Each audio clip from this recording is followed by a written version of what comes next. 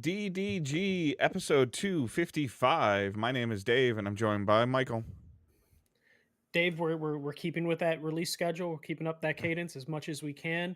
Luckily, things lined up, and we got a PlayStation Direct to talk about. Yeah. I'm kind of excited to talk about PlayStation. I think he's getting himself confused. It's a state of play, and it's a Nintendo Direct, but same concept. So, Whatever. We gotta stay and play. We got something. all right. So real quick, we'll get some of the minutia out of the way. We are Digital Days Gaming. We are typically a bi-weekly podcast now, I guess we'll call it. That Yeah. posts. Don't really have a cadence yet currently as we return from our couple of months off. So we're looking at, like we said, about 3 podcasts a month. But the cool thing is maybe even more compacted short form content. The show might not be very long today just because there's a state of play and it's worth talking about. And there was a Nintendo Direct last week that wasn't worth talking about, so we didn't talk about it. Yep. That's kind of what our cadence is going to be. If you guys send us a bunch of questions and we have like all of a sudden in a week we have a ton of questions, like we'll record a podcast about questions. But you can definitely follow us on social media, on Facebook, on Twitter. You can follow us on Twitch. Michael is working on the TikTok in the background again. I was getting a bunch of emails about that this week. So Yeah. I was like trying to figure out what email it was registered to. Turns out it was a different email, so now we have 2 TikTok accounts. that's So fine. I yeah, think we got I'll TikTok get banned that a couple straightened out. couple years ago, anyways. So, or shadow banned or I shadow think everyone blocked. Or gets everyone gets shadow banned from TikTok at least once. yeah. So, but you can also watch us on Twitch or YouTube. Twitch.tv/Digital Days Gaming. YouTube.com/Digital Days Gaming. You can follow on YouTube. I'm sorry. You can follow on Twitch. That's free. You can subscribe on Twitch. That costs I think it's like $8 now. But if you have Amazon Prime, you can link your Amazon account to your Twitch account and get Prime Gaming, and you can use a sub on a streamer of your choice. If you're not using it on one, you want to use it on us, that's great. On YouTube, you can subscribe. That's free. We don't have any paid content on YouTube as of now. So, and then everything else, if you need to see it, is we have a Discord that's linked in the show notes, and we have digitaldaysgaming.com, where it has links to everything that I just talked about. And we're going to jump right into the state of play. Yeah, so we got a state of play, the longest state of play in a really long time. It was just over an hour. Usually, state of plays have been roughly like a half hour, sometimes even less. But this one was a mix of third party and first party, which is something that feels like hasn't really happened too long outside of Soros. Mm-hmm. And I guess Marathon, we can include that in first party now, even though it still feels weird. But yeah, we got a bunch of stuff. This again, the way we do this, I put games to talk about that me and Dave are interested in, but there was a ton more games that were in this, surprisingly. Again, Dave, just to talk about it overall, Yeah. I would say this is probably one of the better state of plays that I've seen in a while. I almost want to feel like without a huge reveal, like I don't even remember if we're talking about Spider-Man's being revealed and during state of plays and like the Wolverine was teased, but top to bottom, I would have to go really back and look, but I almost maybe the best post-COVID state of play. Yeah, at least best PS5 state of play. Yeah, Like, yeah, we're gonna do that. Yeah, post COVID. Yeah, that yeah. makes sense. So But yeah, just super we'll impressed. jump Liked in. the cadence of it, liked what they were showing. Just solid top to bottom. Yeah, no, and we'll start at the top. We have a sequel to Kenna. It's called Kenna Scars of Kazumura, and it's coming to PS5 and PC this year. Kenna was a launch title or launch-ish title, I Yeah, want to say, maybe within the first year. And that was a pretty decent game. I don't remember if I finished it or if I did, I forgot. But it was a good kind of throwback to that PS2 era of mm-hmm. video games with a little bit like, modern graphics. I don't know how far you got into Kenna. I remember we were both playing it at one point. Yeah, I don't remember how far I did or didn't get either. I believe it came with Plus. I can't remember.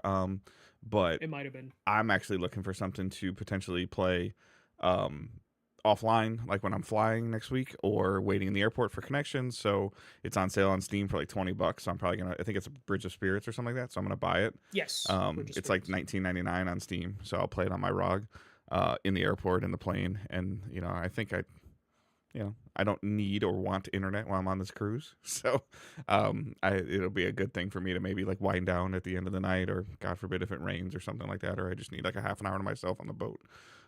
Yeah, but it just kind of made me like want to play the first one again, and I don't remember. I remember playing it. I don't remember how. Like I said, I don't remember how far I did or didn't get.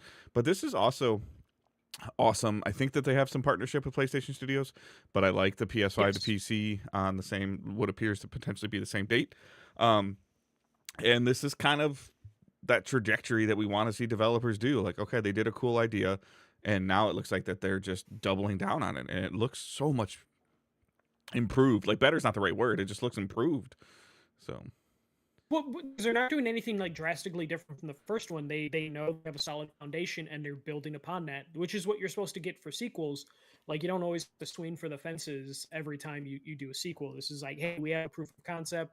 It was a good proof of concept, and let's just keep building on that. hmm Especially when you do have like some good character design in it to build off of, yeah, and it can become an established name in that kind of like second party realm that this kind of finds itself in, of just like it's not a first party game, it is third party, but there is a partnership with PlayStation for that game, and just to see that it did have enough success to get a yeah. sequel That's the is most a impressive little part. odd and surprising. Yeah. Yeah, because it's been a while, so the fact that it's gone kind of quiet and here we have the sequel coming out this year is pretty big. hmm The next thing we got is Ghost of Yotai's multiplayer is coming. So Ghost of Yotai Legends, like how it was for Tsushima, it is coming March 10th. It has been nice to see Yotai getting like some steady content updates with it. I am halfway through Yotai. I don't know if I'll dabble with the multiplayer, but it's just good to see that they continue to just kind of add things to this game. It seems like that's the cadence with some of the first party stuff, Yeah. like consistent updates. It's cool. At first, I thought I was like, "Oh my gosh, are they gonna try to do their own like independent thing here, like their own standalone?" Um, and as I was watching it, I was like, when I saw the Sucker Punch logo come up right away, I was like, "Hmm." And then when I first saw the characters, it did not immediately scream Yotai to me, and I was like, "What is this?" And then after about 30 or 45 seconds, I'm like, "Oh, okay, it's just the same thing they did with Toshima. Can't say that word. Yeah, Tsushima.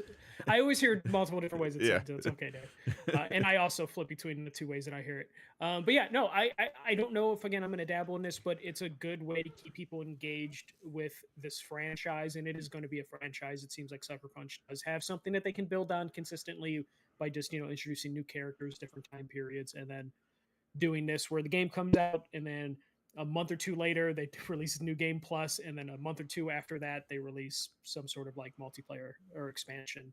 So good on them for keeping that going and just building, especially because they take so long to release Yeah. in between games. Like the sequels or just their next game in general is probably going to be 6 years out. So How do it's you? nice that they do I something guess in ultimately, how between. do you feel about them following the exact same playbook that they did for the first one? Like they're almost on the exact same cadence. So I would want to know what the perspective is. So I never finished the first one because Yeah. I just kind of fell out, and I find myself kind of in the same spot where I'm halfway through this game and I'm like trying to force myself to finish it. So it's hard for me to answer that. I would love to know people that are like diehard fans how they feel Yeah. about that. But for me, I like Yotai a little bit more than the first game, so I kind of enjoy that they're kind of following that same blueprint just a little bit because I wasn't too exposed to it the first time around. But to your point, how long can they keep this going if they Yeah. do announce It's a not third it's not a Ghost good thing. game? It's not a bad thing. I mean, they're doing Yeah. their thing, and that's fine. I just even as somebody, I think my son has completed both of them, and he's never talked to me. My oldest son, he's never talked to me about this multiplayer mode, and I just wonder if it's like.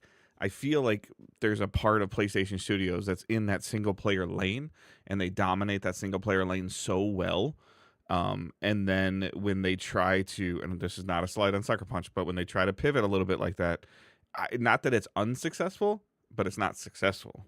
Like, I, you So know, I don't know, but I don't know what their version of successful is. If this is stuff that they were making as like maybe it was potentially an over the top battle scene or cut characters, cut boss fights, cut something, like cut with air quotes that they're now going to spin into something else. It's not a wasted asset then.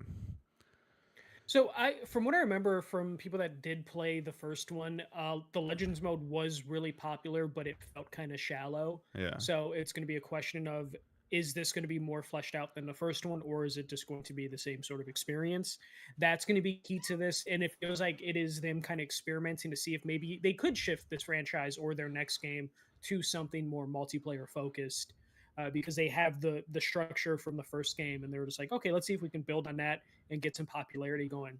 The problem I think they're going to face is just getting new people into this multiplayer game Yeah. that don't already have Yotai. Like, Or 'cause the whole the point of people multiplayer games to that bring people in. yeah, or the people that bought the game on launch day, launch week, and beat it in the first month or 6 weeks, like they do. They bought their game, they took care of it. I think it came in November or whatever. They took care of it like over a holiday break or whatever time, and they put it on the shelf and they move on, which is the majority of the gameplay. Like that's fine. Like it's just like, is this going to get somebody to either A, reinstall or relaunch Yotai? And I don't know. I'm just curious. I mean, I guess I'm asking the listeners, like, is this getting you to reinstall or go back and play or what? Like, I would like to know. I know a handful of our listeners have played both games, potentially platinum both games even. So I'm just more curious if this is enough to get you to replay it or to play more. And I would imagine they have the data, which is why they started this one of like, hey, we did get people to reinstall this game. Yeah. When it came, and then I wouldn't be surprised if this game hits PlayStation Plus Essential or something, in the summer, and then maybe that could be another boost of like, oh, you know what, I will play Yotai, and then it'll get some subscribers in. Though I would imagine PlayStation Plus subscribers don't really jump that often, because I feel like people that are subscribers are just locked in for permanently. Like, yeah, because I don't think they even offer a monthly cadence to it, or if they do, it's outrageously expensive. So I believe it's still. I believe they still do monthly, okay. but it's outrageously expensive. Or they might do 3 month or 6 month. I Yeah. forget what it is. But like, do they get people that do hop back in for something like this, or has PlayStation Plus hit that Xbox Live thing during the 360 era, where it's like they didn't have to care about getting people to jump in because you just had to have it by default? Yeah. Like I would. Yeah, I'd be curious. PSN, like, that's a great point. The PS5 attach rate to PS Plus users, I bet you, is like monstrously high. Like monstrously high. They're not. Which is why you probably see them kind of take it easy with the premium and the essential like catalog, because they don't really have to try. Yeah. They don't have to rely on what like Game Pass has to rely on. Game Pass needs those jumps. Yeah. However, they still make a big deal about Spider-Man 2. I'm like, really? Like, yeah, it's fine. I was confused because I was like, is it unessential? But it's like, oh no, it's in the regular catalog. Yeah, so yeah. It's like, okay. Let me just be clear. Like, Sucker Punch is a phenomenal studio.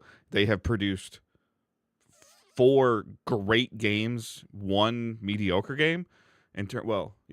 Infamous 1, Infamous 2, Ghosts, both Ghosts, and then I would say Second Son was okay. So. And then all the Sly Cooper games, I was just talking more recent. I guess they're like the last 5 games. But I just don't. I hope that they don't fall victim, and I think it's kind of gone away in the PlayStation studios of you have to do a service style game, and like maybe this is their way of like placating the board and being like, oh, we do, it's okay, like it's over there, it's Legends, it's okay, to say like, stay away from us, we did Legends, like we checked our box, go away. Because I don't want them to try to do a Concord, or I don't want them to try to do factions, like stay continuing of third person action, supernatural, super cool combat games that they dominate. I would imagine that their payroll must be just low enough that they can fly under the radar, and PlayStation isn't forcing them to do. Especially, they let them go like 3 to 6 years without releasing a game. So I'd imagine there's not a crazy pressure on them to like go into the live service game, especially now that Jim Ryan's gone, and it seems like they're kind of reshuffling how they're going to do things. I would imagine there's more pressure on a Naughty Dog, because Naughty Dog's expensive to run as a studio. They kind of shoot for the moon every game. But Sucker Punch, missing a generation, what they release. Yes. So there's more pressure of like, we need to squeeze whatever money we can out of them. And Sucker Punch is just like, hey, they're going to release something. It's not going to be crazy expensive. It's going to look great. It's not going to look cheap. And then we go. So I imagine that plays along with kind of how they can get away with doing stuff like that. Yeah. And then everyone's just kind of Insomniac, who just do, crazy work at a pretty high like release Yeah. schedule. The next thing we got is the Bad Robot game, which is called For Loop. I believe this is like second party. I want to say it's a partnership PlayStation is doing with Bad Robot, and it is, I believe, one of the creators for Left 4 Dead. So of course, it's called For Loop. Yeah. It's a 4-player co-op shooter, and it is coming out this year. And and I didn't think they gave a specific time, other than it's coming this year, and there's going to be a beta Yeah. relatively soon for that. Looked okay. I feel like Bad for Blood Yeah. was kind of Left a for Dead, Bad miss. for Blood. Like it's just kind of like What was stop. the monster one? Yeah, What was the monster one? I don't remember. Yeah, the Shit. 4v1 one. Yeah, like where's a Yeah. squad of 4 versus the monster. I don't remember what it was called. Um, but like there's a market for this, or there was a market for this, and I just don't know if that market's still there. And I still think it's one of those things that this genre Evolve. of game tests and plays in a group of 4 people phenomenally. Like I'm telling you, like Yep. focus groups or people, they bring 4 strangers in, they start playing the game together, they start talking to each other, they start playing, and they're having a blast, and they check all the boxes, and they say, yeah, this is a green, let's go. And then it turns into an online thing, and people don't talk, or I don't, I don't have 4 people on that dedicated core group of people that I want to play with, and you get it for like a week or 10 days or 2 weeks or a month, and you're done, and it's over, and it's dead.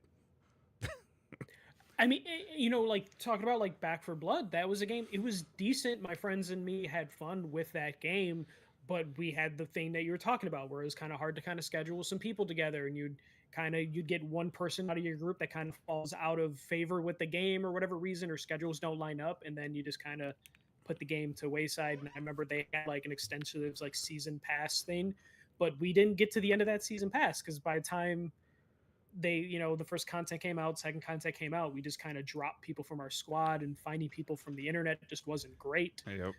So I imagine this game will fall under that same thing. I do like that the creator, and I don't think it's related to the studio that made Back for Blood, it's just the creator, uh, that they just keep pushing this concept, and it seems like it gets a nice green light every time Yeah. that they want to do this style of game. That's where we are with those. The next thing we got is, I'm glad they got rid of this early, Pragmata and a Resident Evil Requiem trailer. I've seen a lot of these games over the last couple of events, be Game Awards, Summer Game Fest, other State of Plays, Nintendo Directs, Xbox events. So You're talking more we got Resident trailers Evil for than those. Pragmata, right?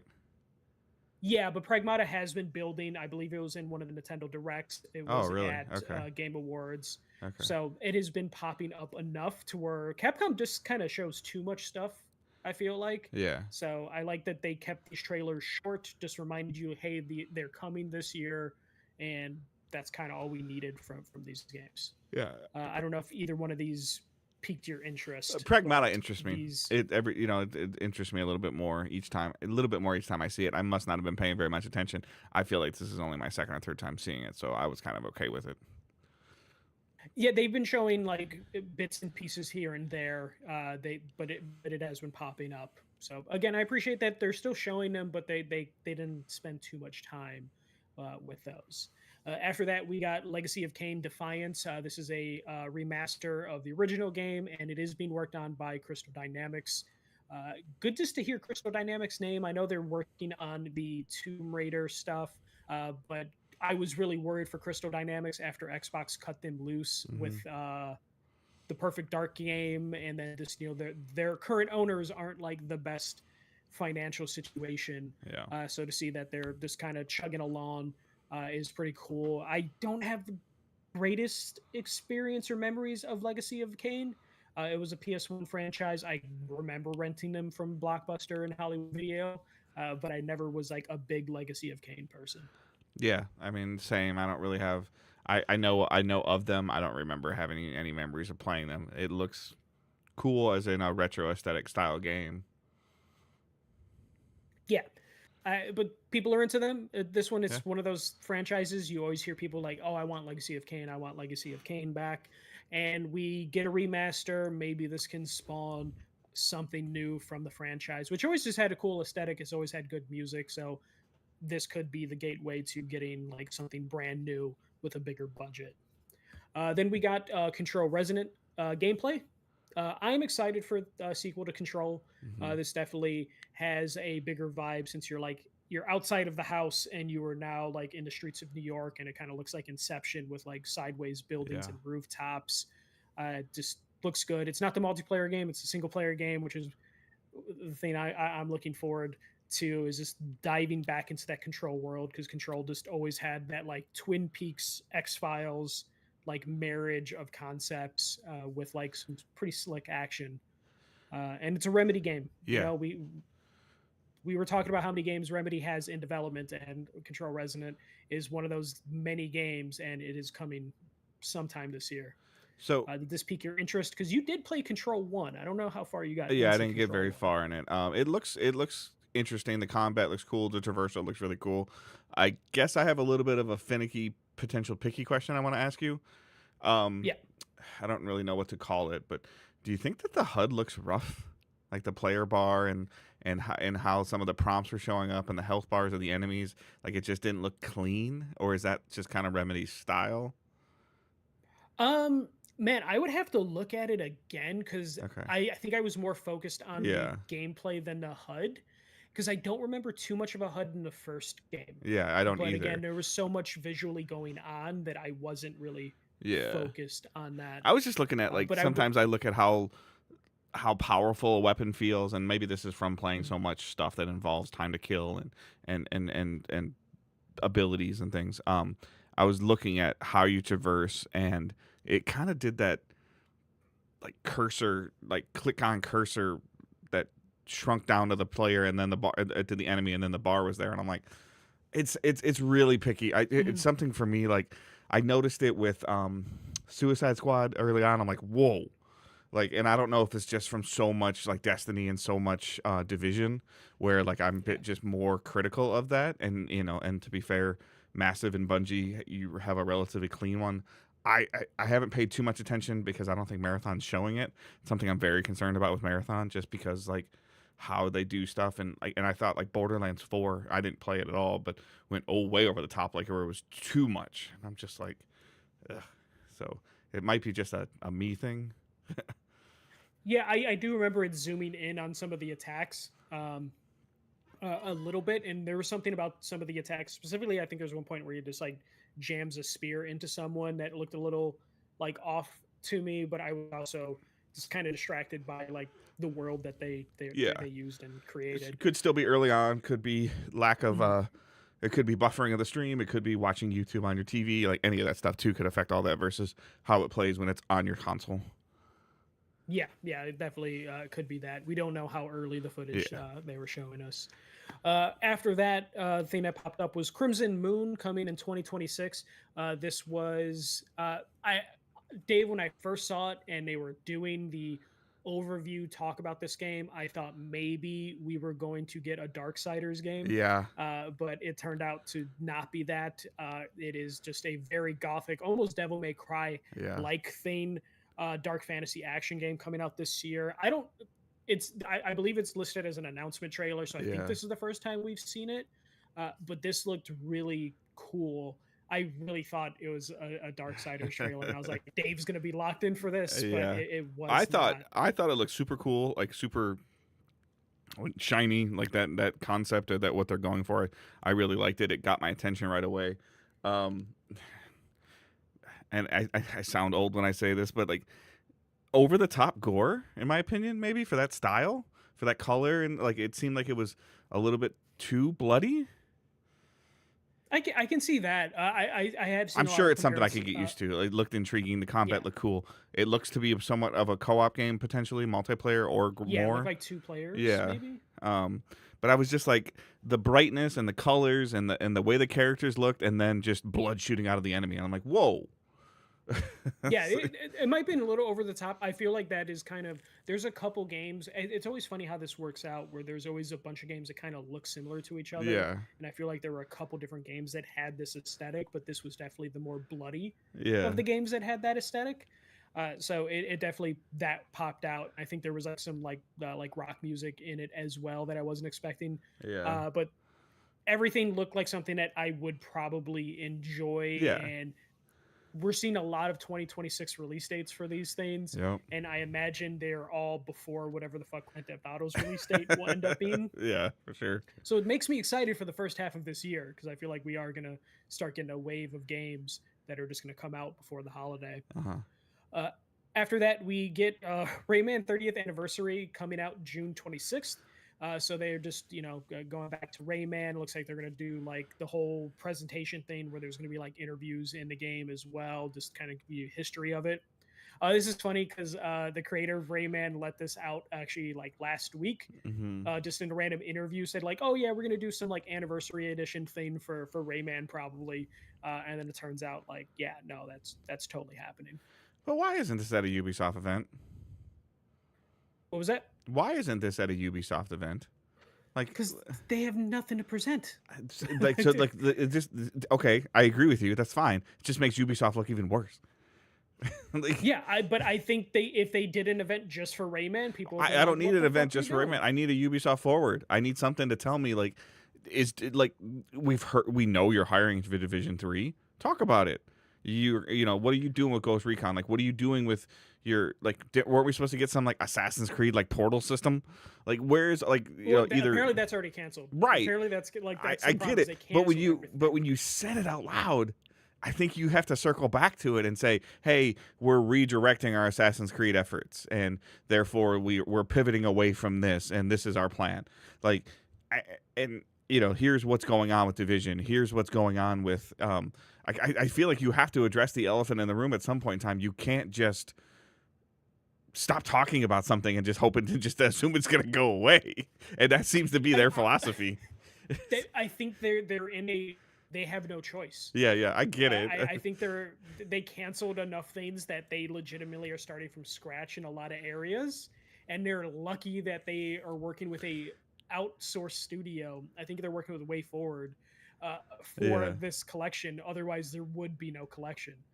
Uh, yeah, I don't think we're getting an Ubisoft Forward. Like, if there's an Ubisoft Forward this summer, I will be amazed and shocked. But I feel like we're like 2 years away from an Ubisoft Forward. They're gonna have to reintroduce themselves in 2 years of like, hey, we're Ubisoft, the makers of Assassin's Creed, Far Cry, and all this stuff. Yeah. You know, we've been away for a while. We went to our home planet. They're gonna have to do some stupid shit to like get people to remember who they are. We had to go in a different galaxy to bring Beyond Good and Evil back. We went to HR hell purgatory and we passed all of our courses and we're back now. Is what they have to do. They have to do their e-learnings. Oh my god! Yeah. Don't worry, man. They're gonna get through those harassment trainings, and they're gonna be back better than ever. Print out their certificates and give them. Yeah. That's actually what's gonna pop up. The LinkedIn, like a B-roll of all the people doing LinkedIn certifications. Yes. I am certified, not gonna harass people. This pops up on the screen. Actually, when the CEO pops up. When the CEO pops up, it's not going to say CEO of Ubisoft. It's going to be like certified past the LinkedIn Learning for harassments. Like it's just going to have all their certs under their names. That's how they have to do it. We're not getting invited to any Ubisoft events. So after that, we got Star Wars Galactic Racer. This is a racing game that isn't from EA. Which means it's not Criterion or anything like that. This is new studios, new publishers that are working on this. So we're getting another arcade racer in a Star Wars universe. This looked really nice and clean. I just don't know the pedigree of these studios to know if we will actually get this and it will look this good. But I liked what I saw in the brief trailer. I believe it's being worked on by Fuse Games. I had to look them up. Yeah, I don't even know who they are. So. Yeah, but this looks good. I loved pod racer games growing up as a kid, so I wouldn't mind checking those out. We did get another 007 trailer. That's still coming out May 27th. That's starting to lean on me to where I've kind of seen enough. I don't really see anymore. I mean, it's giving me Uh, exactly what I want from it. It's giving me Uncharted vibes, but the James Bond universe, and mhm. I'm cool. Like Yes. you had me on the first time you showed this, like him jumping out of a plane with the Bond music and the 007. I'm like, cool, I'll play. Um, and it got delayed, which was unfortunate. Thankfully, the delay doesn't appear to be very long. But yeah, I'm with you. Like, okay, like just release it, please. Like, Yeah. All they needed to do the first time was say, "Hey, the Hitman devs are working on a 007 game," and then the second thing they needed to be saying was, "This isn't going to play like a Hitman game," and that's all I needed of just like, cool. That's all I want. yep. Uh, Probably the biggest news from okay, this personally the biggest news from the show for me, but I still think it is one of the biggest news stories to come out of this is Konami is basically back. They announced 4 different games, but they started with the biggest one, and that is the Metal Gear Solid Collection Volume 2 coming August 27th. This will be the collection that brings Metal Gear Solid 4 and Metal Gear Solid Peace Walker up to modern games. These are remakes of those classic games, and more importantly, this finally gets Metal Gear Solid 4 off the PS3. That has been one of the biggest demands from Metal Gear fans is please release what's considered one of the greatest Metal Gear games, though Metal Gear Solid 5 is probably just edges that out. But bringing that game up to modern consoles and off the PS3, where it still plays fine on the PS3, but not many people have their PS3s still hooked up and want to deal with playing it on an old controller in 680p because I Yeah. don't think it even did 720p. Uh, huge announcement for Metal Gear Solid fans. How I'm not a Metal Gear guy. I'm not a Metal Gear guy Mhm. at all. They've it might be something I dabble with one day, but what was the audience reception or the reviews for Volume 1? Like, did it play well? Did it work well? Did Capcom do what they do? Or Konami. Konami, yeah, Um, I'm sorry. so they were mixed. Yeah. So part of the problem is physical release. Not all the games were on the disc, which is kind of silly because they were like PS1, PS2 games that were should have been on a disc or on cart. Some of the games played fine, but they didn't play great.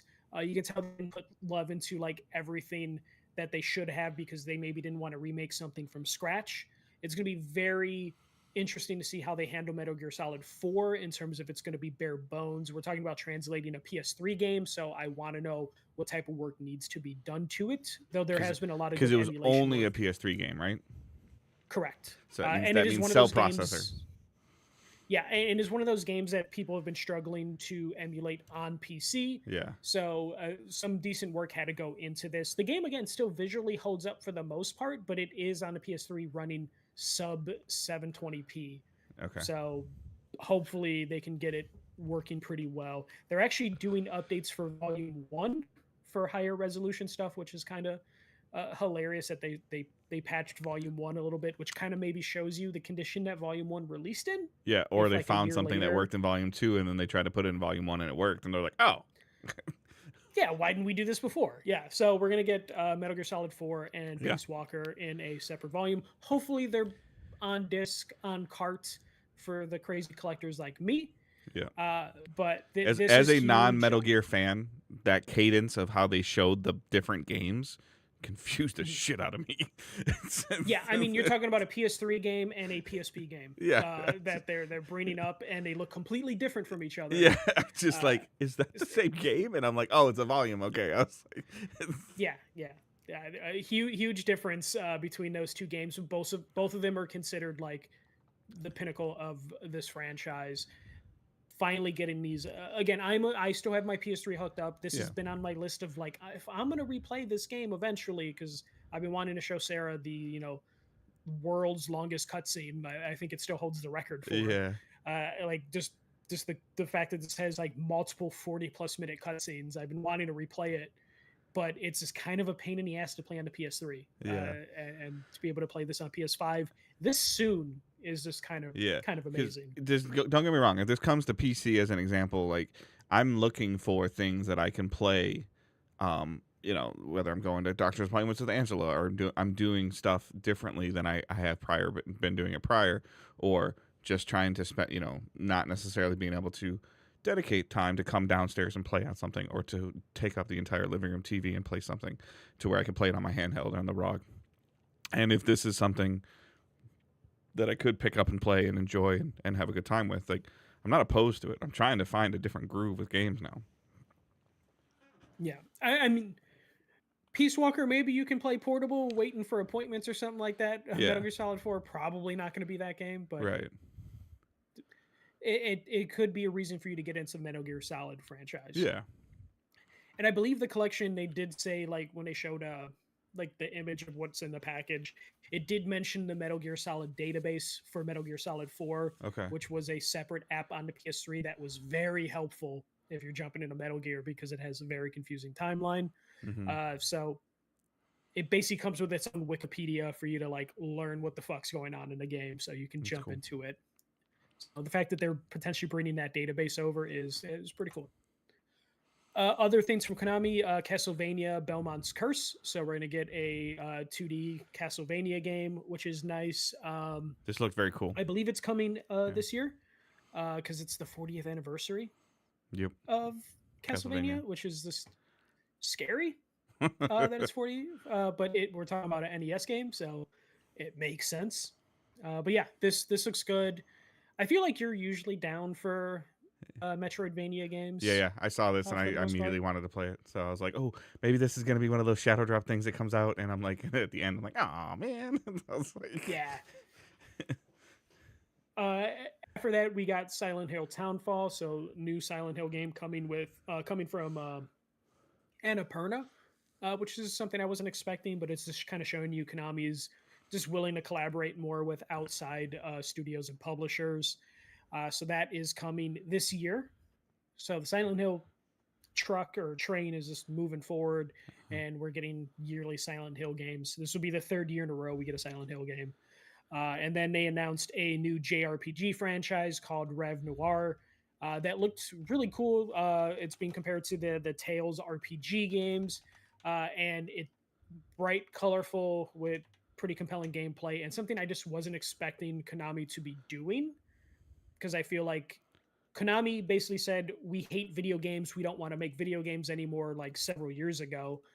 Dave, you remember their E3 booth at the last E3, which was just a logo that said Konami, and you were not allowed to take photos of the logo or go anywhere near their booth, because that was their anti-video game time.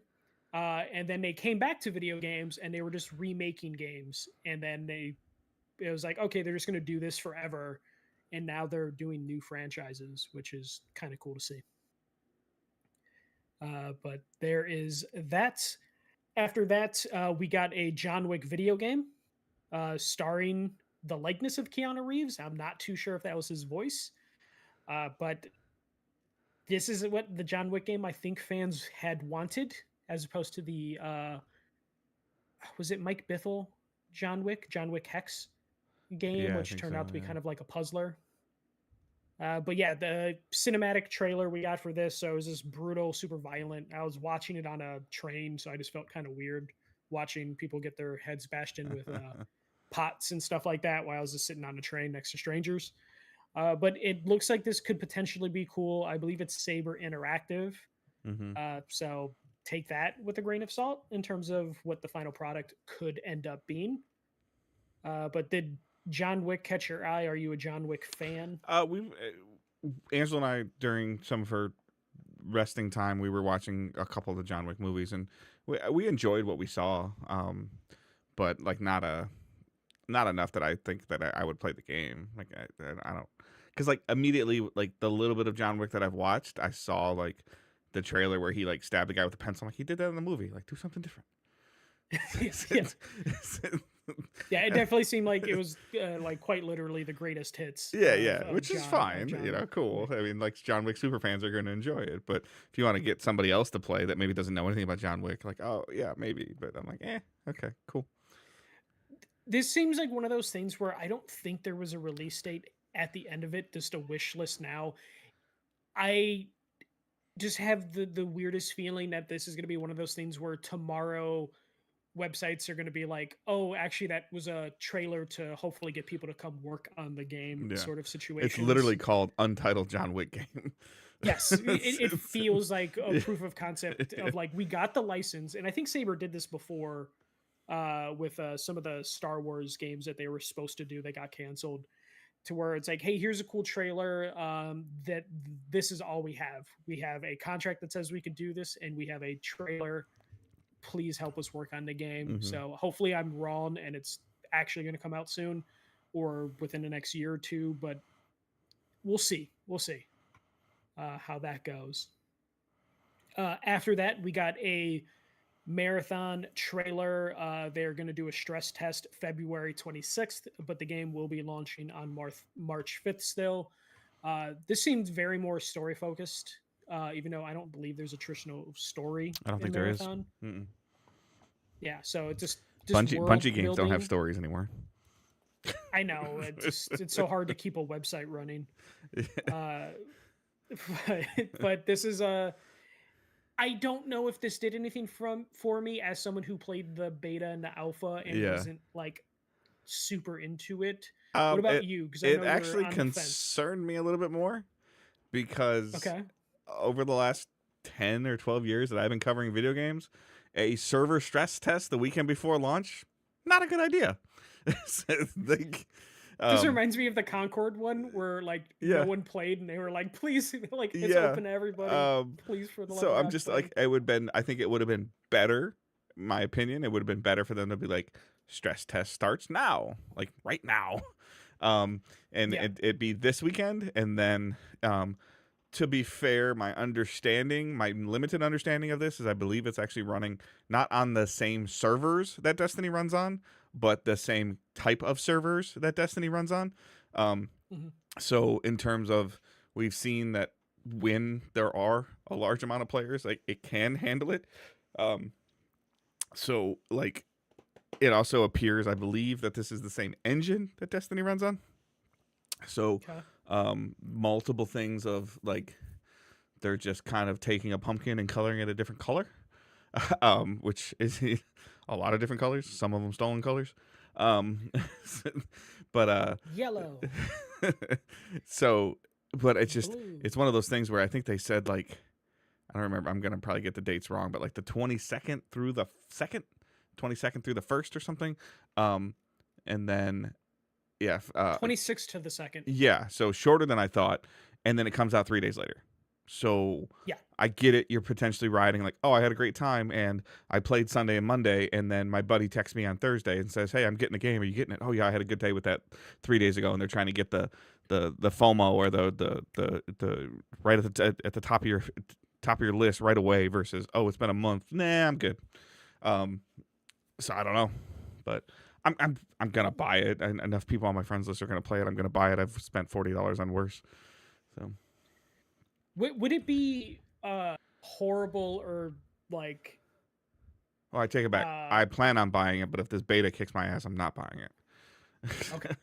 Would it be morally bad if they avoid the Concord situation? They get people to join the servers. They realize the servers aren't getting stressed enough, so then someone at Bungie unplugs the server for like 10 minutes, and then they put out a tweet being like, "Our servers are being overwhelmed from the demand of people trying to play.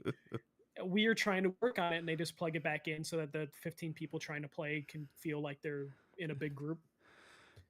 Would that be like I dirty think that, or morally yeah, wrong? I could see something like that. Like, but I also, so the most If nothing interesting, breaks during the stress Yeah. test, I feel like that's a bad sign. the most interesting thing as a Destiny fan and Bungie producing a second game for the first time in Destiny's life cycle, is that there are some very, very talented people that went over to work on Marathon, to much of my disappointment that they weren't working on Destiny anymore.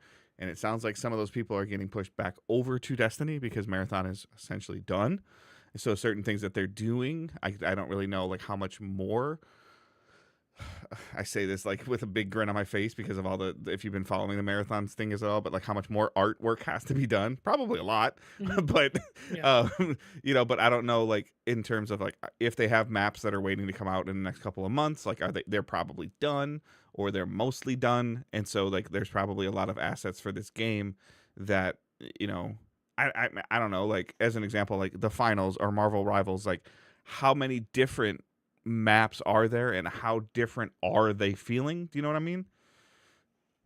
Yeah, yeah. I mean, is that an actual question or just Yeah, like in philosophically? terms of like a game that's, and I know Marvel Rivals is free to play and Marathon's not free to play, but I meant more in terms of like there's only so many things that you can or can't do with a map and an aesthetic, and to protect sight lines and to protect choke points and all these things, to or cheese spots and most of that stuff has been figured out over years of Call of Duty and years of Battlefield and years of Overwatch and like I feel like you see map design when it's poor and it's Mhm. poor, but you don't realize when you're playing good map design because it just feels like it should. Yeah.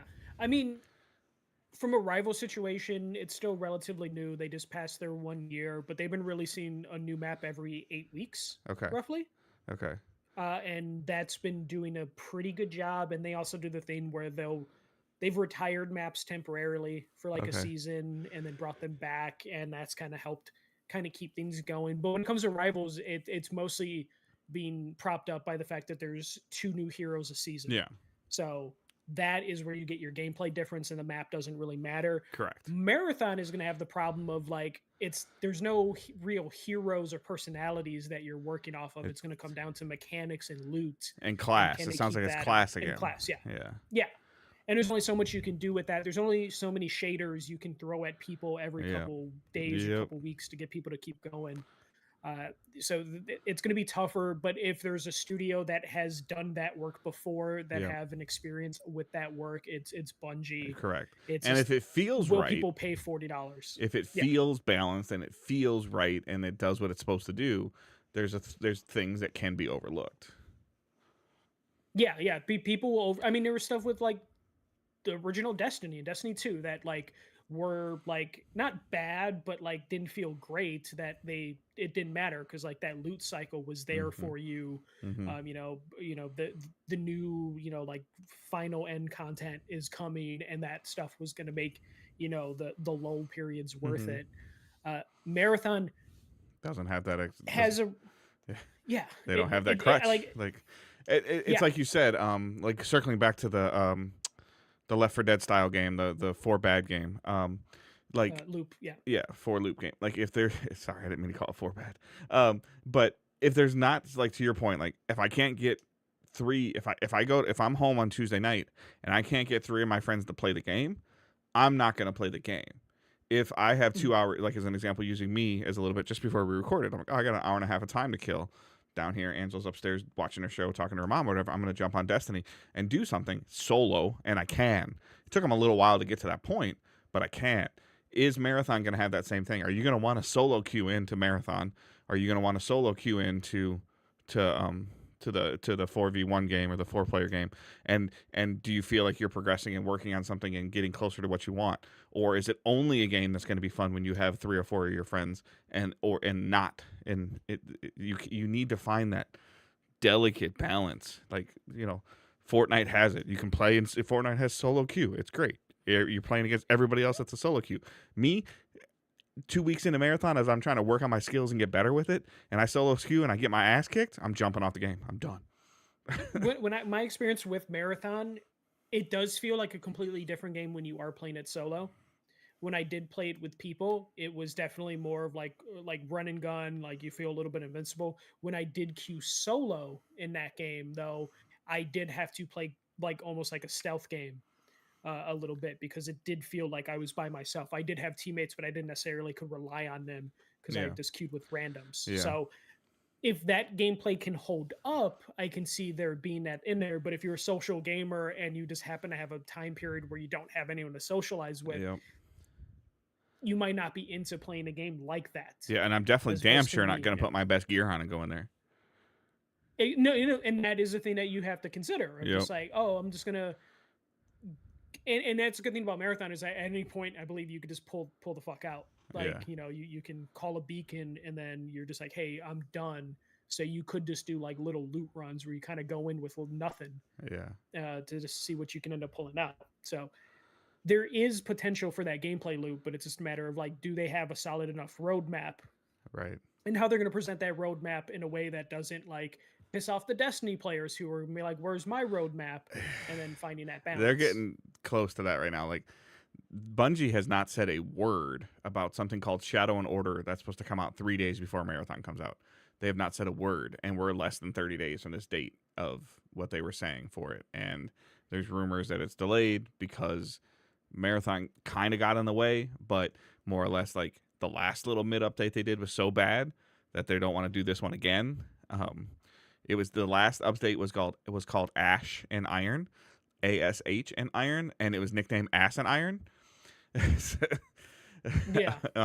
So it was when I wasn't playing Destiny either, like when Angela was at the peak of her breast cancer battle, and I wasn't playing games at all.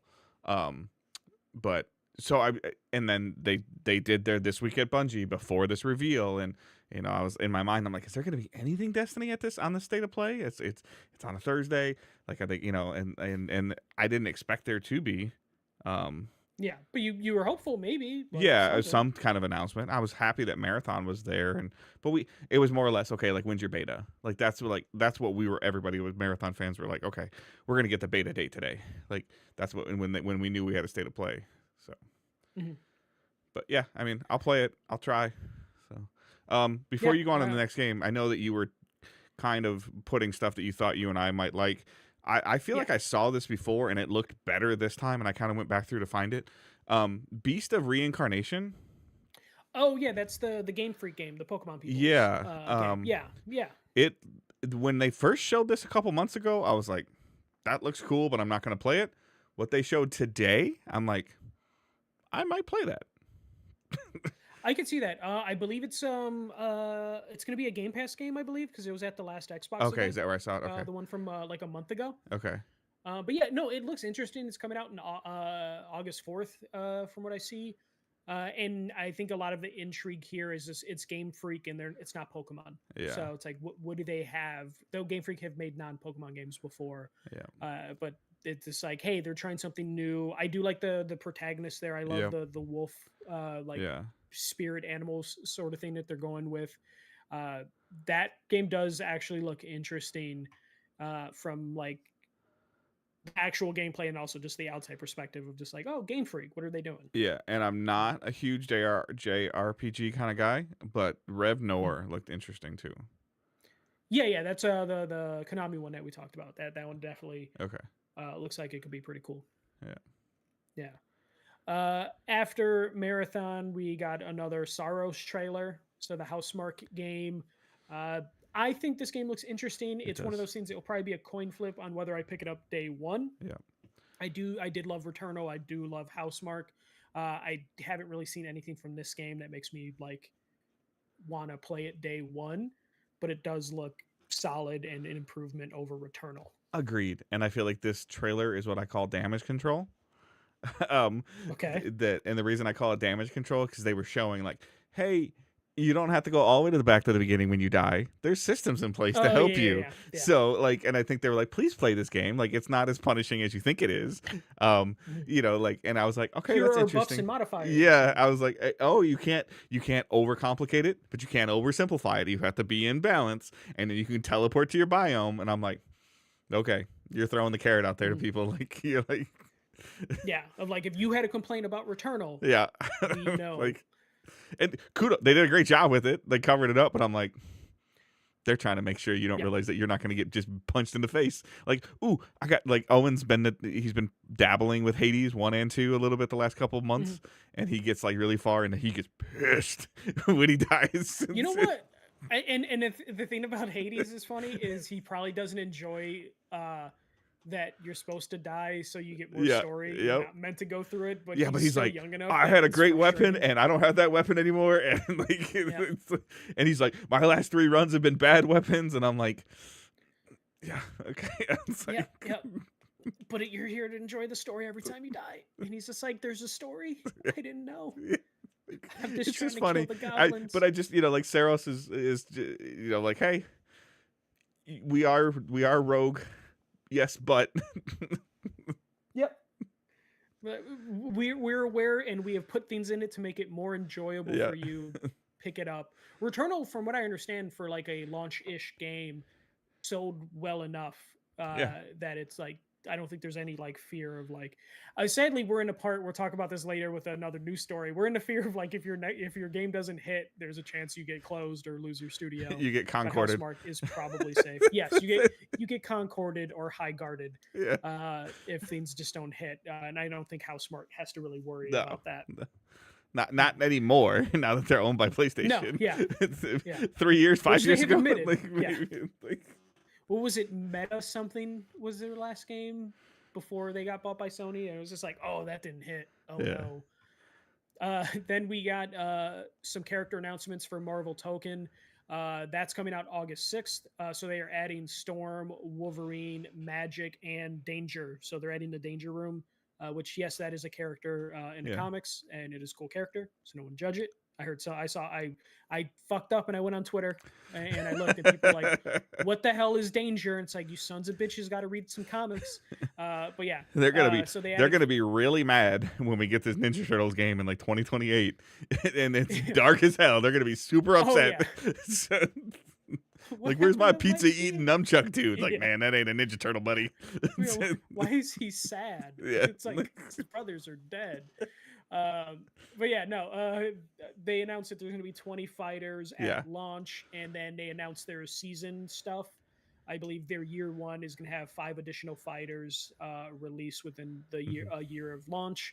So they have their stuff all lined up. I played the beta. I don't think I can say I have an opinion on the beta because of NDAs, but I played beta. And I'm looking everything that I've seen from the outside this. looking in is that the fighting game community seems to be anticipating this a lot. Yeah, no. I'm not saying that they're happy. I had fun, but I think that their anticipation is high. Yes, from the common complaint that other people have had, not me, have been, if only this had Capcom fighters for the Marvel people to fight, this would be perfect. But it doesn't. So we have this, and it's funny. I think it shares some of the voice actors that are in Rivals, which I think is now just a new thing where Marvel just has established voice actors for these characters. Well, so and to be fair, like I think that's a good idea. Like It is in 2027 when Wolverine comes out. If he's in 3 or 4 different games, I don't want him sounding like 3 or 4 different people. Yeah, 1 or 2. That's it. Or 1 not more than that. Like, one would be nice. If you have the Marvel license and our video game, this is our Wolverine video game voice. Well, we have our guy. No, you have my license. This is our Wolverine voice. Like, this is our brand. Sorry to disappoint you, Dave. The Insomniac voice actor is not this voice actor. So there'll be 1 to 2 for Wolverine at least. Then after that, I like how we just like Marathon introduced basically like, hey, this is the first party corner of the show, and kind of letting you know the show was ending. So in a nice move, T.C. Carson, the original voice actor for Kratos, came out and they announced a God of War trilogy remake. The thing that scared me is he said these games are in the early stages of development, and it is being developed by Santa Monica Studios. Yeah. Early stages scares me, but this was long rumored to just be a remake of 1. Yeah. So the fact that they announced that it's a trilogy and it's a remake of all 3 games, I'm hoping they kind of do a Tarantino Kill Bill cut where it's just all 3 games in 1 big game. Okay. As opposed to just like 3 individual games together, but that's just me. Like, it'd be kind of cool if they did that. But yeah, God of War trilogy remake. I'm super excited in it. It was nice that they got the original voice actor involved to introduce this. Hopefully, maybe that means they're going to redo some lines if they have to. Just to, update everything. No gameplay shown whatsoever, just logos and them saying it's in early stages, which means it's going to be a while. Especially if it's a full remake. If it's a full remake, which I mean, I think then using the word remake is different than remastered. Obviously, we know that. Like Yeah. that's a strategic word that they used. Fine. Like it's been long enough. I haven't played them in a long enough time. The fourth one they just obviously have just buried and not cared about. I can't even think of the Yeah, name right Ascension now. doesn't really Ascension, there fit. it The is. Yeah. PSP games don't Yeah. fit either. Ghost of I think Sparta that and if this is a remake though, I think you could see a couple of the PSP like scenes or stuff kind of potentially, or one that's or what I'm two saying. Like levels if you woven into it. combine, Yeah. yes, Um I would be more interested in them retelling the story of the three games just as one big ass game. Yeah. But yeah, that's cool. When Santa Monica's logo first showed up, I was like, "Oh, I got way more is excited. this the other game? Like, is this the other Yeah. game? Like, that we think is Barlog's other game? Is like his that we believe, if rumors are led to be believed, that he's gotten his sci-fi game back. Like I don't know if that exists. I don't know if Santa Monica is Yeah. a 4-game studio. If Yeah. they're making 3 games and then have another game going. Yeah. But this is like, for those of you that maybe don't know surface level story, there was a Sony Santa Monica sci-fi style game that was shelved when and Santa Monica almost closed. Cory Barlog was let go, and this was all like, I think. Oh yeah, you're talking about when he went to go do Mad Max. Yeah. Like, And the game like was shelved, and he 2016. left Santa Yeah. Monica, and then they essentially multiple years later were like, "Please come back! Like, we have to do this." Like, Yes, and then he did God of War 1, Yep. and then they gave him the sci-fi game again, and that's why he wasn't the head of Ragnarok. Yep. Yeah, and he's apparently been working on that for a while, but I worry that game doesn't exist anymore. I agree. That might have been cutting room floor stuff for service games with Ryan leaving. So, And it's going to be interesting though, because I think Balrog is only. So it's what David Jaffe is the first God of War. correct. Balrog's the second God of War, and then Stev, I think was his name, was the third God Yeah, of he War? went to Respawn or something like that. He, Stags or Yeah. whatever. He did. Yeah. He's done the Jedi Fallen Order stuff. Yeah, so I wonder Stigmati if or this is Santa Stigs. Monica. Yeah. I wonder Stig Osmundson, something like that. Yeah, I wanna think say. that potentially. Yeah. But I'm probably just like mashing words. He's the together head or of letters. whatever studio, or he's the head of Respawn, I believe. At one point. I When think they he were was the head making- of specifically the Jedi games. Yeah. So I wonder, like, if you just go to Cory Balrog and you're just like, hey, so you're going to be the director of these, so like try and make this work in modern times, see what you need to cut, because the games were all pretty similar, but they did have different creative directors for each game, and you can kind of tell that a little bit if you look really closely. So just blending them all three shouldn't be too hard, but just getting them up to date, and then you're going to have to cut some content here and there, most likely, if Yeah. you're going to have one studio make these 3 games. So over under, and this is when I wish I could make a better clip and we could hold on to it. Over under, God of War trilogy remake, holiday 2028. So that I would say push. I was thinking maybe earliest we would get is 2028, depending on the amount of work that they're going to be doing for this game. Because God of War 3 was remade for the PS4, so they technically would just need to be really putting hard work into 1 and 2, because God of War 3 was remade already for PS4, so they could probably clean that one up pretty well. But if they're doing extensive work, I could see this being the end of the generation. Yeah, and then what's their version of early development? Like what? I don't know, because do you need concept stages for Yeah, an it's like- established thing you're remaking? We just need to take the code and put it in PS5 and see what it does. I think it's interesting though. I didn't see Bluepoint's name on Right, this trailer, yeah. and the rumor was Bluepoint was the ones making this because they had the asset from the multiplayer God of War game that they canceled. Yeah. So maybe there's enough work established from Bluepoint that Santa Monica can just grab some of that work and then just start getting at it. Just at least from a gameplay element, because the rumor is Bluepoint was working on a Greek multiplayer God of War, so maybe And now we don't know what Bluepoint. Now we don't know what Bluepoint's doing, because I think that they formed another studio or a smaller satellite studio to work on the game they took away from Bungie, the Gummy Bear game. I think so. Yeah, yeah. Yeah. They it's like a smaller like they Satellite combined team, like yeah. satellite studios. So it's very interesting to see, like, what, it would that would probably be potentially a topic for another show of like for Microsoft and for PlayStation. Let's just list the studios and of what we know they're working on. Actually, I really want to do that. Yep. Maybe we do that next episode. Our Yep. what we're playing episode could Yep. just be of like it's almost like a really deep dive into Yep. what these studios could be working on, what we want them to work Yeah. on. So I agree. And then the surprise at the end is a new God of War side scroller was announced, and it is out today. So that was revealed. Sons of Sparta. So you have young Kratos. The art style kind of threw me off just a little bit. I don't know what I was expecting, especially for like young Kratos. It definitely Yeah. looks cool. I think this wouldn't have worked as a one more thing announcement if it didn't drop today. Yeah. Because otherwise, I think it'd be a little underwhelming. It's $30. I will. So It's $30. Okay, Yep. huh. If That's a maybe for me. yeah, then. if this would have, and it sounds terrible to say this, but if this would have been, and it's if this would have been on the PC, if this would have been part of Sony's initiative of PS5 PC dates, and and I'm not saying it's a good thing. I'm not Put it saying on it's a the bad Switch, thing. cowards. Yeah, well, I would have bought this for the trip.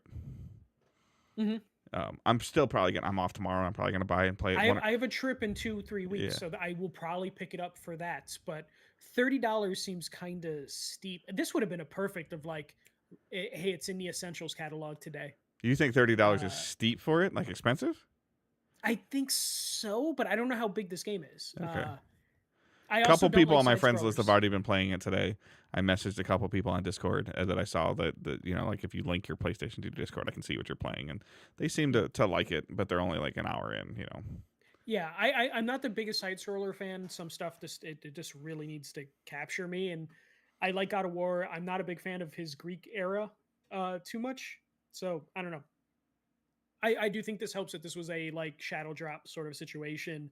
That definitely helps kind of build up the hype for it. I do wish we just got some sort of release window for the trilogy. Yeah. But yeah, man, it's gonna be 2028, almost 2030 for that trilogy. Yeah. And then Santa Monica misses the generation outside of this remake. I guess they wouldn't miss the generation Ragnarok came out, but then they would go like 7 years between releases or something crazy. And that's scary. But that was the state of play. Yeah, like we said at the beginning of the show, like solid. I mean, I feel like they're you skipped over it, but like scrolling through this Game Informer recap, like what I would call a dud, in my opinion, was like Big Walk. Yeah, that seemed like a kind of silly. Yeah, whatever that Darwin's paradox was, that looked like a gimped Octodad. Like yeah. But and then there's something called like Project Windless. Yes. But for the most part, I feel like some solid stuff in there. A couple people on our Discord were like, multiple wish list games that they saw, and I would agree with that. There's like 5 for me. Yeah, which is that's pretty about. high. It seems to be like the number, like 3 or 4 for me. Some stuff that I was interested with. And happy to hear him talk. Dave. What'd you say? Dead or Alive, day 1, Dave. Happy to see them talking. Happy to see them have some of the devs on there. Happy to have them have some of the Sony first party people on there. Just to say, hey, Konami's back and we're partnering with them again, and this is what we're doing. Like there was definitely some nice homages there. The thing that was actually the most intriguing to me, outside of like the stuff that I would like, I'd play, like Death Stranding 2. Like some of the clips they were showing, I'm like, that looks kind of fun. I said, I thought it looks significantly better than Death Stranding 1 played, from what I can tell. Yeah, but I was like, Dave, I'm just telling you, I'm not gonna do it. Not for you, Dave. I'm not gonna do it. But I'm like, he set fire to a bunch of people. I go, that looks kind of cool. I was like, that's like, do I need to play this game? I'm like, no, it's a Kojima game. Like, no. Every time I'm tempted, I remember how disappointed I was. Yeah, with Death I was like, no, it's a Kojima like, game. And then my wife's like, isn't the Metal Gear stuff a Kojima game? I'm like, yeah, but that's when he was younger. It's like, That's when he had like chaperones Yeah, like telling him he had a that's budget. that's before he overinflated himself. Like, Yeah, yeah. so, but yeah, Well, I'm very Death Stranding happy. 2 is apparently So great. So I don't know. yeah, But yeah, sorry, over. to Oh no, interrupt. no, you're fine. Overall, very, very happy. Very pleased to see um, some content. And like to your point, like I think there's only one or two things in here that said 2027, and there's a lot in Yeah, here. So I think that had to be like fully intentional. Of like, hey, there's a big thing potentially coming out in November that might get pushed to next year, and we just got to stay away from it.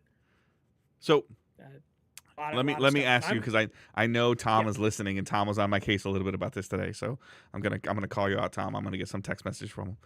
He is adamant that he believes that there is going to be a disc version of GTA 6 this November.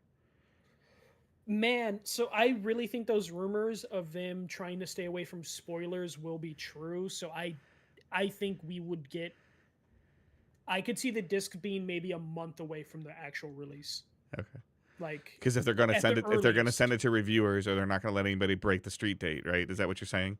Like they're Yeah, not going to yeah. like So let they're mom gonna and be pop worried shops about sell that. it a month early or something? Yeah. Yeah. So they would just push it to where like I think the game comes out You can buy the disc, but we're going November. to send it to you in 2 months. Yeah, you pre-order. It's like, hey, if you want to play this game day one, you need digital. But I think the disc, if it does come out this year, will probably be like a week before Christmas. Okay. So I think it's coming out November 19th. Something like that. Yeah. So yeah, I would say it's like to avoid Black Friday sales too, and all that stuff. If it comes out this year on physical disc, it's going to be close to Christmas, and people are going to have to double dip or wait. Am I gonna And have to? knowing Am I gonna have to play this? Like I'm gonna Grand have to Theft play Auto this. 6, Yeah. yeah, just so you can just like I don't know, Be part of the conversation of something that's gonna yeah, be when taking over the coworkers are world in playing, November and December. yeah, and just so you can be part of the conversation of people just being like, oh, am I old? Like I just didn't do it for me. Uh, That's fine. That's am I the boomer? Owen's It will old. be everyone's Owen reaction. is old enough now that I could be like, get out of here. Like, Yeah. So I don't know. I will probably pick it up day one. yeah. I wasn't the biggest fan of GTA 5, so Dude, I I can't. probably I will can't fucking be. remember. Destiny came out after GTA 5. Yeah. Like there was I have some. GTA 5 twice. There was I something that PS3 and showed like PS4. number of days. Like obviously some of my algorithms are messed up for my stuff personalized. There was something in like X amount of days since like Destiny launched. It was like 6,000 or something. Like I'm like, God damn. It's like- Yeah. Destiny's just another one of your kids at this point. yeah, he's older than Owen. Yeah. There you go. There you go. So, all right. So you've got a couple small bullet points on here. I'll let you do this first one, Yeah. and I'll do the last one. Yeah, so a couple games are being delisted. I figured I'd just bring this up before games get delisted in case you want to buy them or find a physical copy. But NBA Playgrounds is being delisted this summer. WWE Battlegrounds is being delisted this summer. And Jurassic Park Collection is being delisted in about a month. So the Jurassic Park Collection did get a limited run release that you can still pick up in like Best Buys and Targets and VGP. So it's a collection of I think the Genesis and NES or Super NES Jurassic Park games. That is being delisted, and the prices are already kind of starting to skyrocket. So if you're into physical collecting or just want to have this in your digital library, the Jurassic Park collection is probably worth picking up before it gets delisted. So just hey, delisted watch, because I feel like this is going to be a common theme for the next couple years, because we do have a lot of companies doing licensed product because it's safer, but they are not licensing this stuff long term. So we are going to start seeing stuff just kind of disappearing if it has a franchise attached to it or an IP that they don't own. So there we go, my delisted corner. All right, and so this is on a list for me to talk about when we talk about playing. So this is a relevant news story. Highguard Studio hit with layoffs as game struggles to maintain a player base. I can't. That's the quote from the studio. Yeah. So today we have an incredibly difficult decision to part ways with a number of our team members while keeping a core group of developers to continue innovating and supporting the game. Their player base is dropping like a rock. Really bad, really fast. It's what, like 3 weeks old? Yeah, and it's under I think 5,000 concurrent players. So like getting a little worried about this game. Seems like its potential had a potential to be really really good.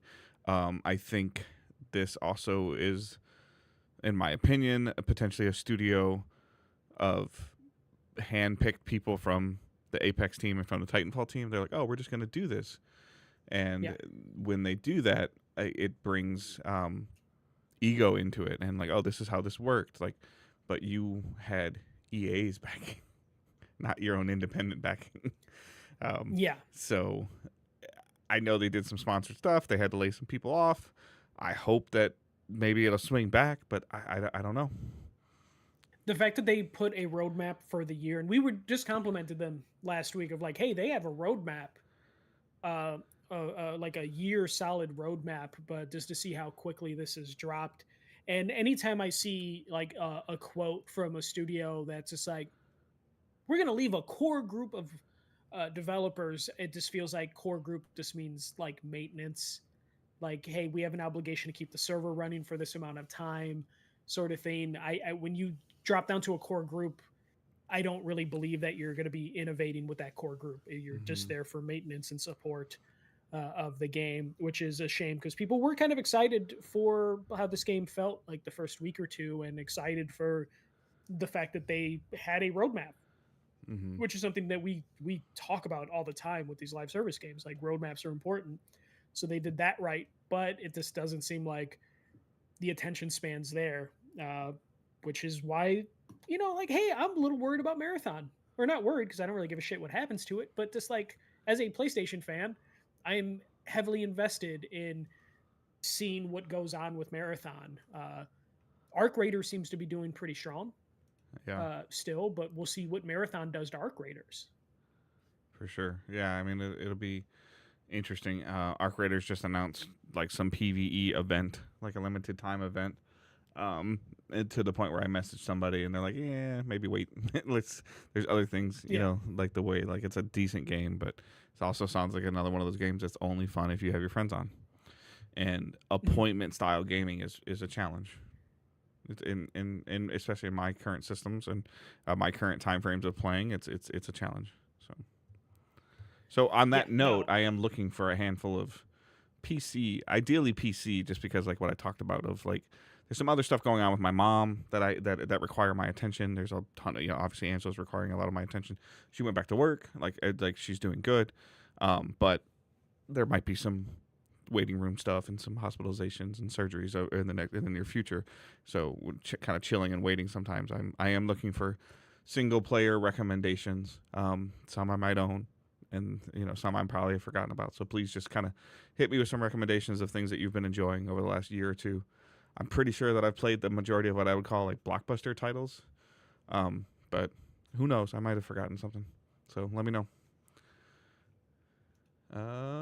That's it, right? Nothing else. Yep, that's all we're doing here. We'll be back in a week with a more focused on what we've been playing over the last month or so, which is why Dave is asking about some recommendations. And we'll just kind of deep dive into what we're playing. We will ask if you have any questions, drop them in our Discord so we can share those on the playing one, either whatever you're playing or what you're looking forward to. We Yeah. might dive into Dave's idea from earlier about kind of looking at like what studios PlayStation and Microsoft have and what they could be working on. So we're going to get a little experimental with this third episode and just kind of just talk about actually playing games, unless some crazy news happens and we have to talk about, but it won't be news focused the next Yeah, episode. I'll be out of the country. Well, our timelines are we're recording this a little earlier before this release. So Yeah, technically, So yeah. but I mean, the next episode you should be getting on your feed will probably be around anywhere between the 23rd and the 25th of February. So Yeah. So hopefully Dave will get some games in during his trip. yeah, Maybe he'll get the God of War game. Oh no, you don't. You wouldn't have that. I wouldn't have a way to play it. I can't. That's you don't have you a way said to it. play I was like, either. what's he gonna Shit. play it on? I was like, do Fuck. you have a portal? I don't, but I do need one. Okay, you would Shit. have to test it. I think I bought the Mhm. portal, and I tried playing something in my house. I guess I can play it on my MacBook with remote play. I know, but if you're gonna do that, just get the portal. Like, I have a MacBook. I don't have a Portal, Dave. It'd be cheaper Can you if I hook your just- DualSense to your MacBook? Yeah, yeah. Okay. Yeah. So I mean, I tested it with Final Fantasy. I've been 14 a couple impressed with years the ago. remote. You know what? I forgot about that too, but that requires internet, so I don't think I could do that on the boat. But No, probably not. Yeah. Unless they got good Wi-Fi. yeah, but it's like $90 a day. Oh fuck that! Never mind, Dave. Go play Control. Yeah. So like, I'd have to send you a screenshot of like the drink packages and the Wi-Fi packages. Like one of the things, like you know me really well. Like I drink, but I don't drink. You know what I'm saying? Like I'm not like You're I'm not alcohol agnostic. Heineken. Yeah, but I was, but so I was like, finally, the cruise line made a middle package of like, I'll get the numbers wrong, but it's like $120 a day for all you can drink. And if you're a drinker, that's a deal. If you're not a drinker, it's not a deal. But if you try to get there and I just want some Mountain Dew or some Pepsi or some Gatorade or some Body Armor, they're like $14, and I'm like, God damn it! And so then you feel obligated to drink alcohol because you're paying for it. But they found something in the middle ground now that's essentially everything that's available to drink that's not alcohol. And if I want a beer, like if I decide that I want a beer on the boat, I'll spend the $15 or $20 on a beer that one time. Like so. But it's just, I could do a whole thing on cruise pricing, and it's crazy. But the bottom line for me and my wife with the cruising right now is that we don't have to think about anything. You're hungry? Just walk down the hall and get food. You don't have to think about anything. We're like, oh, we can go here, and like, yeah, but then we have to go here for dinner, and it's like, no, just you can go down there and get turkey legs and chicken, or you can go down there and get a steak. So. Cruises sound horrible to me, but Dave, I hope you have fun. I've been on one, and it wasn't horrible. Yeah. What's your biggest fear? And please don't tell me like the germ thing. No. It's not the germ thing. It's not even being on water. I just feel like I would get the whole experience within one day, and then I'll have 6 days where I'm like, what the fuck am I gonna like? What are we doing? Yes, but you typically have a day of traveling, and then you have a day. You have, depending on if you're on a 6-day cruise, like you have the beginning day, the first day, the day 1 and day 6 are back and forth. Day 2, 3, 4, and 5, you're usually stopping somewhere. Yeah. So maybe it's just also the idea of like, I don't like people, so being on a boat with people. I'll tell you what, zipline. I had a blast ziplining in Honduras. Like that was so cool. Yeah. Yeah, I don't know. I just being on a boat. I like to keep moving. I think that's my thing. Like I can walk around the boat, but it's okay. Yeah, I don't know. It's bigger than you think it is. But also, I'm not much of a drinker either, or anything like that. I would equate. Not a pool person. Yeah, I would equate a cruise to a very, very much like staying in like a 6 or 7-star hotel that was all included. Yeah. And see, like when I'm on vacation, I spend the least amount of time at a hotel. Like the hotels, I'm just there to crash and then run around the next morning until like 2 a.m. Okay. So that's just how I am. But I can see where the fun is for other people. But for me, I'm just like, nah, I need to keep moving. And then also I do have the irrational fear of when they do like, hey, we're going to explore this place for a little bit, of like not getting back in time. Well, if you go on the cruise lines versions of those, they don't leave without those people. So. No. I've seen the videos. They do leave. No, but those are the people that like to do their own thing. But I'm saying is if you go like on that, like, so like as an example, I'll stick with the group. Well, not even, but like if you go on, let's say you're on Carnival, I'm going on Carnival. So let's say you decide that you're going to go ziplining on Carnival, and you go with the Carnival crew of like 40 or 50 people, which I already know you'd be like 40, 50 people. No.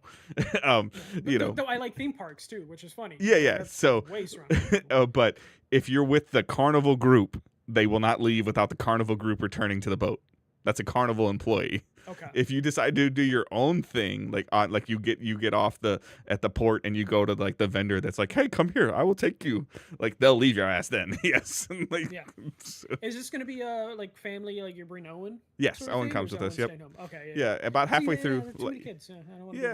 There's an area for them. It's bigger than you think. You just drop them off. No, I don't even drop him off now. After the second or third day, he just started going on his own. He just like I guess he's old enough that he's like, you know what, you can swim. Yeah. Your whole family can swim. Yeah. So I mean, one, it's very hard to get to be overboard on the boat. It is hard. 2, there's a whole children area that he can just go into and leave. It's actually a pretty interesting system that they use with the cards and everything like that. It's kind of cool. The little cruise cards you have that identify who you are. I can see where he is on the app. I can be like, oh, he went into this room. It's like GPS. Yep. Yeah. So that's cool. But yeah. So, all right. Can't So bring the cats. you just can't bring the cat. No, you cannot. Can't- I actually, you know what? I don't know.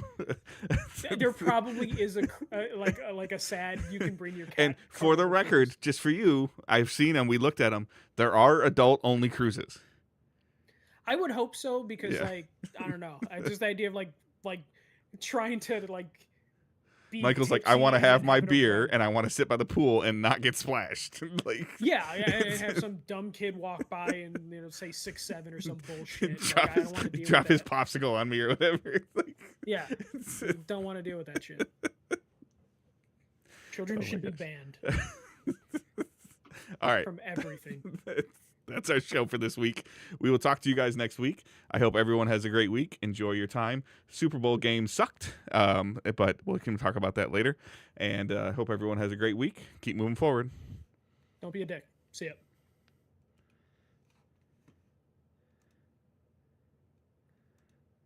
All right.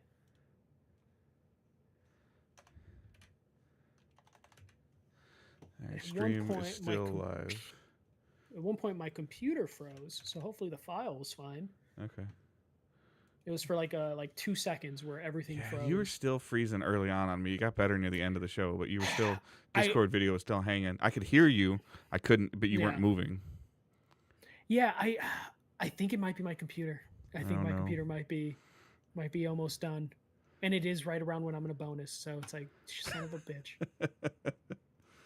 So yeah, Just do I a might have pre-built, to look. please, for your own sanity. Just do a pre-built. Yeah, I have a really good MacBook, so I could just turn myself into a laptop user. Yeah, My MacBook has more RAM than my gaming PC because it's Yeah. more newer. yeah. So I could end up going down that path if I need to.